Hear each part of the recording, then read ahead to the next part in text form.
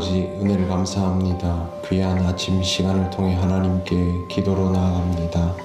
우리에게 말씀하여 주시고 또한 깨닫게 하옵소서. 예수님 이름으로 기도드립니다. 아멘. 찬송가 410장 하나님께 찬양드립니다. 찬송가 410장입니다. 내 맘에 한 노래 있어 나 즐겁게 늘 부르네. 이 노래를 부를 때에 큰 평화 임하도다. 평화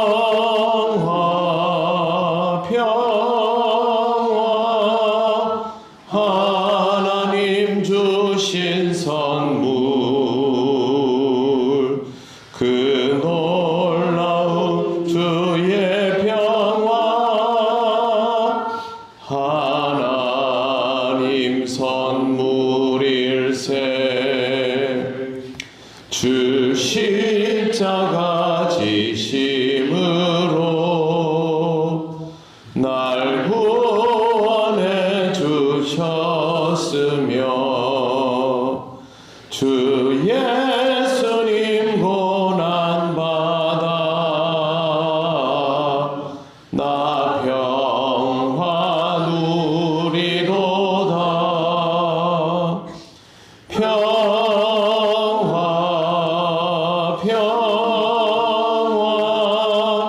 하나님 주신 선물 그 놀라운 주의 평화 하나님 선물일세. 나 주님께 영광 돌려 참 평화가 넘치도다. 주 하나님 은혜로서 이 평화 누리도다. 평화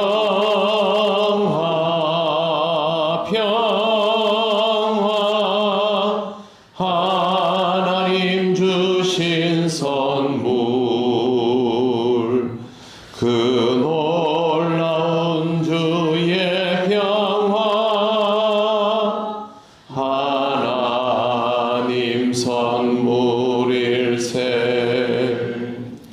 이 평화를 얻으려고 주 앞으로 나아갈 때 주 예수님 우리에게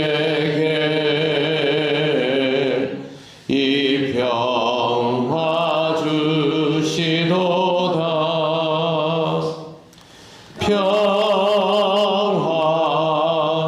평화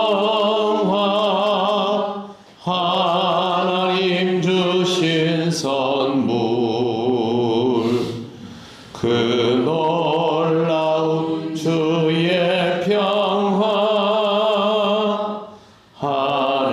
하나님 선물일세. 아멘. 하나님 말씀 이사야 14장 3절에서 8절입니다. 구약 983쪽입니다. 14장 3절부터 8절까지 교독하시겠습니다. 여호와께서 너를 슬픔과 곤고와 및 내가 수고하는 고역에서 놓으시고 안식을 주시는 날에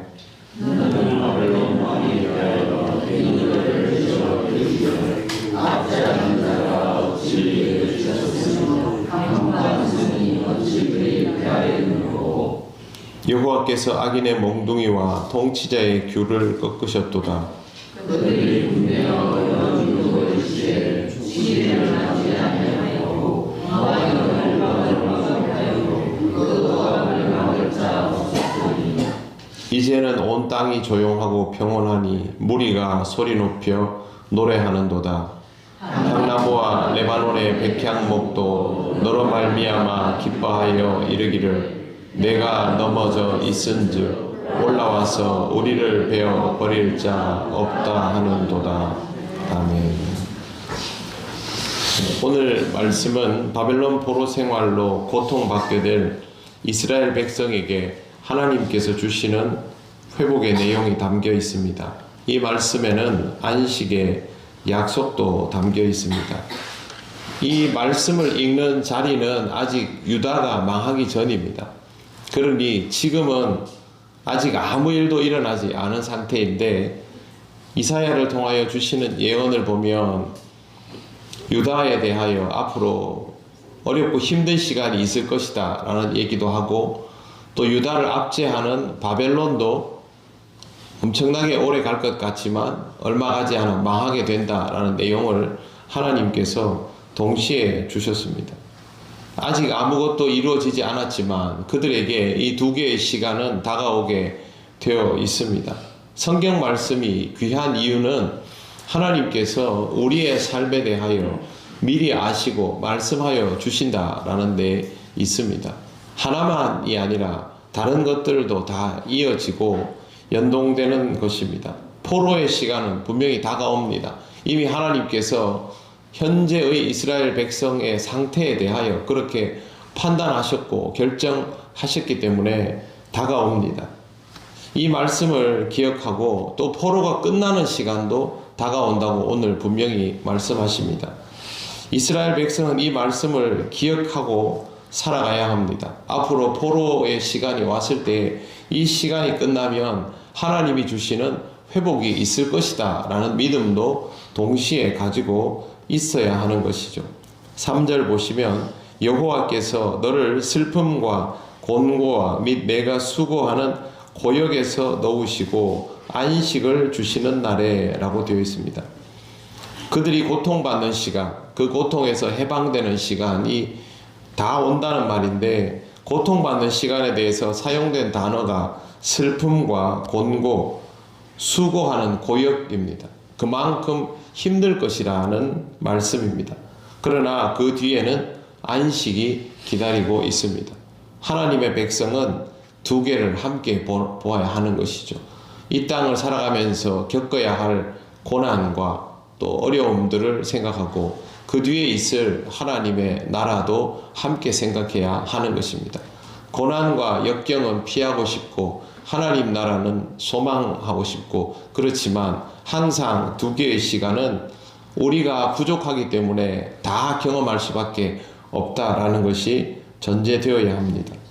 안식을 주시는 날이 되면 노래를 지어 부르라고 합니다. 4절 보시면 너는 바벨론 왕에 대하여 이 노래를 지어 이르기를. 고난의 상태에 있다면 노래 부를 수 없지요. 고난이 끝난 다음에 평안이 왔을 때 지난 시절을 회상하면서 노래를 부르라는 건데 이 노래는 좋은 의미의 노래가 아니고 바벨론 왕을 조롱하는, 바벨론 국가를 조롱하는 그런 노래입니다. 풍자입니다. 5절 압제하던 자가 어찌 그리 그쳤으며 강포한 성이 어찌 그리 패하였는가.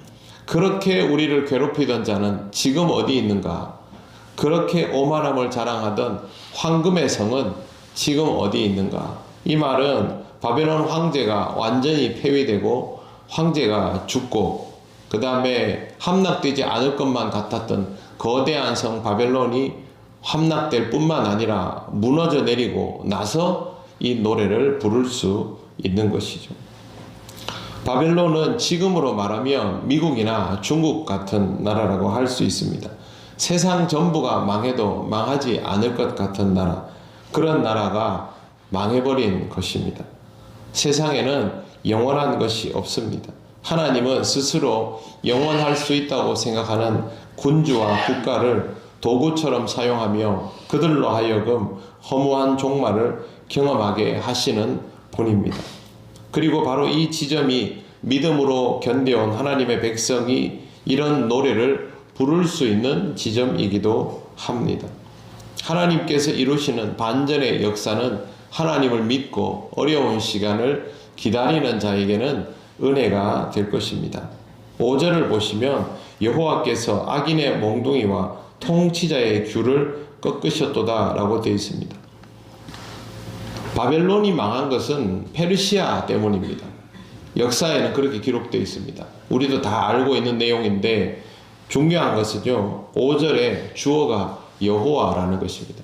하나님께서 그들을 꺾었다. 선지자 이사야가 이 말을 하는 이유가 무엇일까요?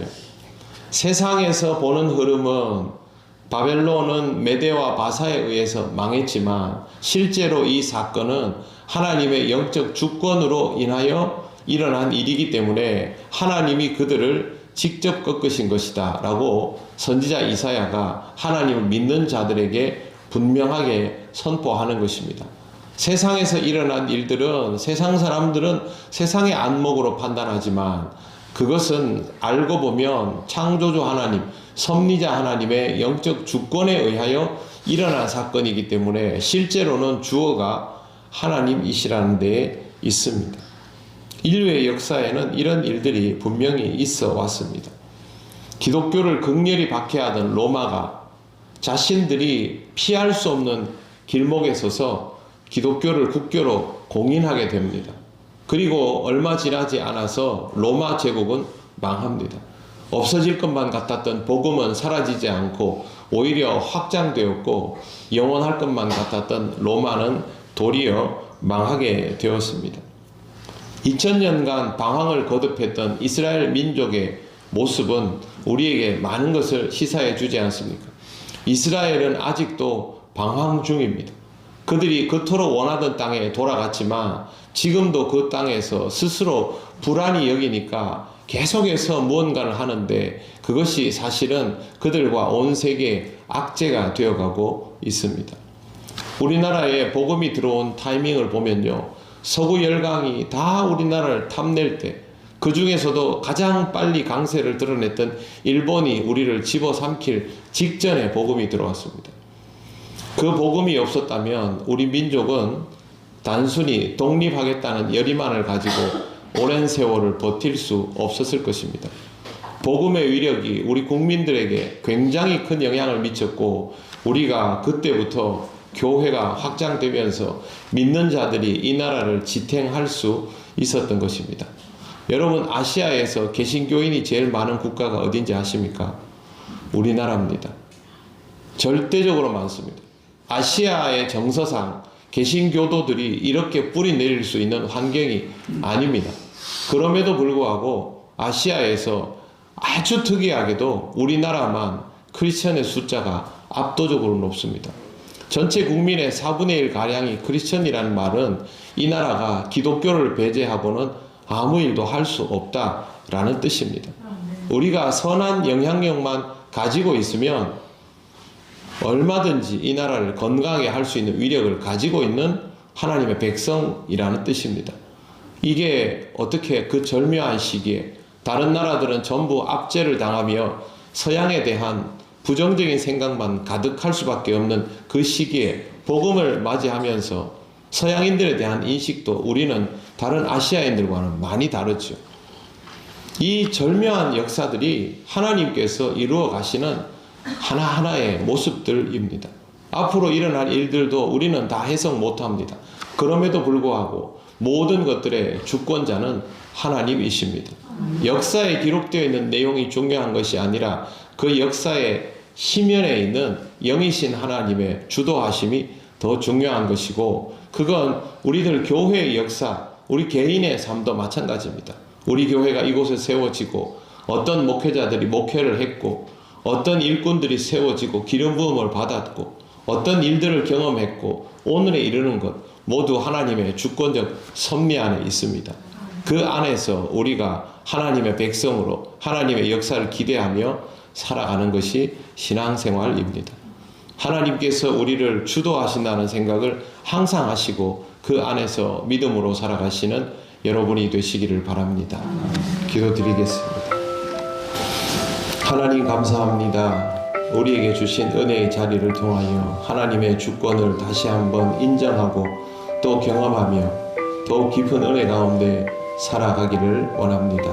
성령께서 우리를 붙들어 주셔서 모든 것을 하나님의 방법대로 보게 하시고 또한 받아들이게 하옵소서. 오늘도 하나님의 은혜로 살아감을 감사드리며 예수님 이름으로 기도드립니다. 아멘. 하늘에 계신 우리 아버지의 이름을 거룩하게 하시며 아버지의 나라가 오게 하시며 아버지의 뜻이 하늘에서와 같이 땅에서도 이루어지게 하소서. 오늘 우리에게 일용할 양식을 주시고 우리가 우리에게 잘못한 사람을 용서하여 준 것 같이 우리 죄를 용서하여 주시고 우리를 시험에 빠지지 않게 하시고 악에서 구하소서. 나라와 권능과 영광이 영원히 아버지의 것입니다. 아멘.